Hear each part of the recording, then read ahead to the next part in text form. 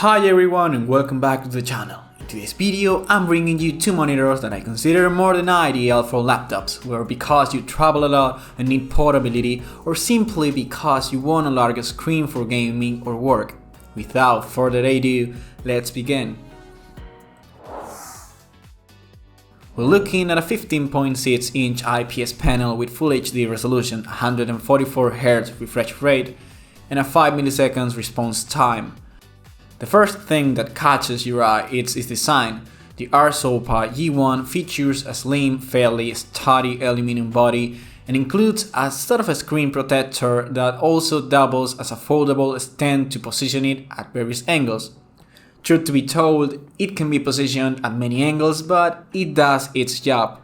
By the way, this stand can be removed if you want to position the screen in a custom position. All of this make it quite easy to transport. It weighs nothing technically and fits in any bag or backpack without a problem. On the right side we have the button to turn on the monitor and a wheel with an included button too to control the volume or the OSD, which by the way is quite simple and doesn't require a lot of configuration.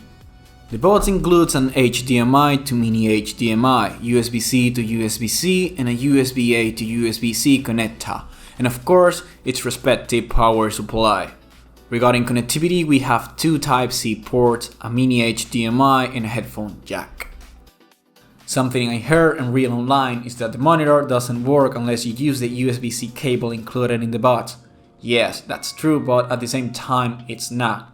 This happens because they use the regular USB-C cables, which are only good for charging devices.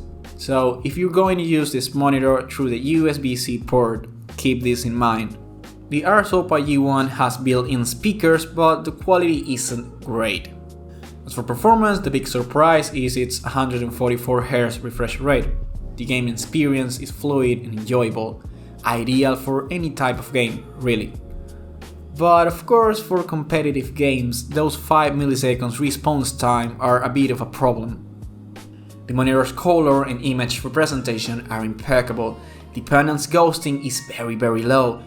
Perhaps in one instance I did notice a bit of it, but you'd have to be very attentive to see it. For viewing content or playing games, it's quite enjoyable. Now, how does it perform for work?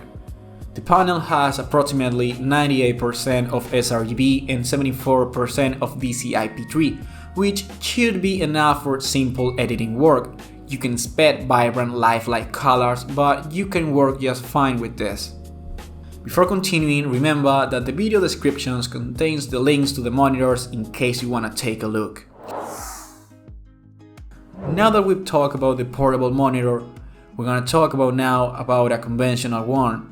In this case, the Xiaomi G24i. This is arguably one of my favorite panels of 2025, thanks to the way it strikes a balance between gaming and work. That's why it was chosen for this video. Starting with its specifications, we have a 23.8-inch IPS panel, Full HD resolution, 180Hz refresh rate and 1 millisecond response time. For me, these are the ideal specifications for using a monitor with a laptop. But why? It's for the simple fact that a laptop generally isn't as powerful as a desktop computer, and if we try to connect a 120Hz 4K monitor, for example, there's likely to be a significant drop in laptop performance when running heavy tasks like gaming or video editing. This is why I think Full HD resolution is perfect. Of course, if you have a super high-end laptop, you can connect a 2K or 4K monitor without much trouble. In this case, you could easily go for the LG 27GN800B, for example, which has 2K resolution and outstanding performance. But without going too far afield, let's continue with the Xiaomi. Its design is quite simple, made of black plastic that feels good to the touch.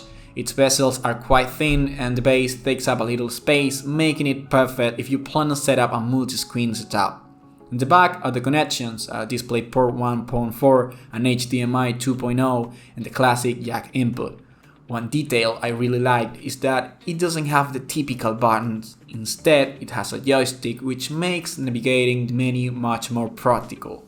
In terms of mobility, The options are limited, but it is compatible with VESA mounts, so it can be easily adapted to an arm or external stand. The gaming experience is very good, especially with shooters. Thanks to the 180Hz refresh rate, games feel fluid, without tearing or stuttering.